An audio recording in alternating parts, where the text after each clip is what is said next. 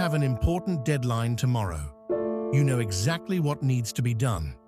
And you're watching a YouTube video. Sound familiar? For years, experts called procrastination a time management problem. Give people planners, set deadlines, use calendars, and they'll stop procrastinating. It didn't work.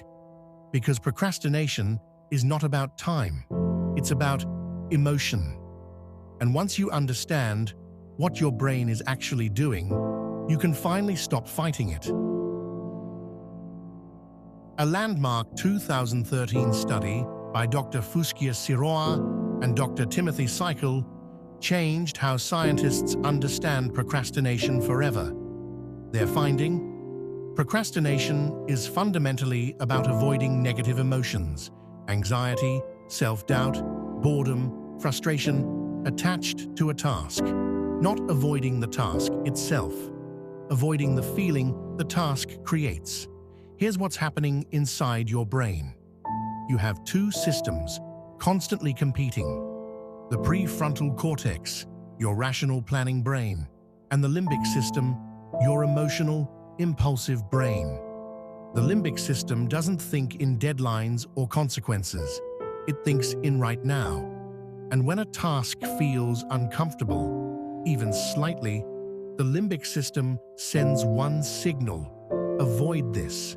Get away from this feeling. And it offers you something better immediately. Social media, YouTube, food, anything. The prefrontal cortex knows better.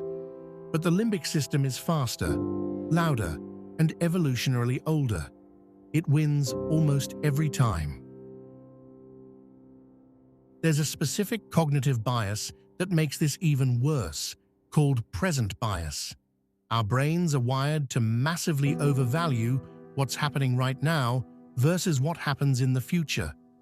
A reward today feels much larger than the same reward next week, even when logically they're identical. But researchers discovered something even more disturbing than that. When scientists scanned people's brains as they imagined their future selves, the brain activity patterns were identical to imagining a complete stranger, not themselves, a stranger. Your brain literally treats future you as a different person. So when you delay a task, you're not really procrastinating on yourself. You're dumping the problem on someone else, a stranger, and letting present you off the hook. Of course, you'd rather feel comfortable now and let that stranger deal with it later. This is also why deadlines 3 weeks away feel completely abstract and non-urgent, even when the work is exactly the same work you do today.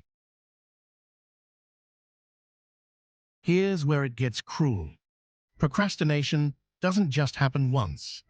It creates a tightening cycle that makes itself worse over time. Step 1. You face a task that creates negative emotion, anxiety, boredom, self-doubt. Step 2. You avoid it. And avoidance gives you immediate relief. That relief feels good.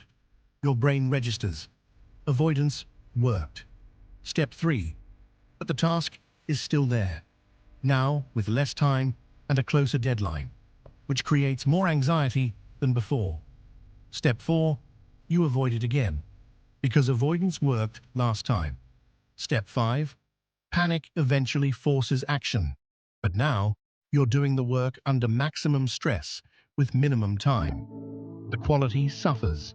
You feel bad about it, which creates more negative emotion around that type of task, which makes you more likely to procrastinate on the next one. Every cycle tightens the loop. This is why chronic procrastinators often find it getting harder over time, not easier.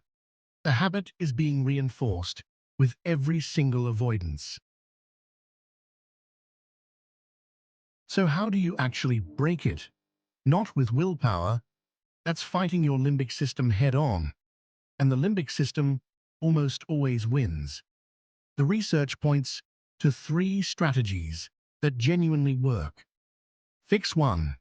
Lower the emotional barrier, not the task size. The famous 2-minute rule isn't really about doing small tasks. It's about making the task feel emotionally manageable enough to begin. Tell yourself, I'll just open the document. Just write the first sentence. Just read the first page. Studies consistently show that anxiety about a task drops significantly the moment you start it. The barrier is almost always getting started, not continuing. Once you're in it, the emotional resistance fades. Fix 2. Implementation intentions. Psychologist Peter Gollwitzer studied why people fail to follow through on intentions. His solution was brutally simple. Instead of saying, I will exercise more, say, I will exercise at 7 a.m. on Monday, Wednesday, and Friday in my living room. When, where, and what? Exactly. Studies showed this specific format increased follow-through by 91% compared to vague intentions. Vagueness is where procrastination lives. Specificity kills it. Fix 3. Self-compassion after failure. This one surprises people. A 2012 study found that students who forgave themselves for procrastinating on a first exam were significantly less likely to procrastinate on the second one. Students who felt guilty and beat themselves up, more likely to procrastinate again.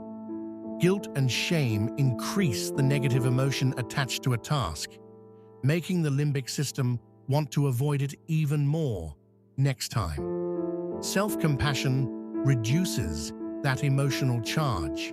You're not letting yourself off the hook. You're reducing the emotional barrier for next time. Procrastination is not a character flaw. It is not laziness. It is a deeply human response to emotional discomfort, built by millions of years of evolution that prioritized immediate survival over long-term planning. The brain that keeps you procrastinating is the same brain that kept your ancestors alive. Understanding it doesn't excuse it, but it does give you the tools to work with it instead of against it. Which of the 3 fixes are you going to try first? Drop it in the comments. I read every one. Subscribe to No Loop for a new deep dive into the science of your mind every week. I'll see you in the next loop.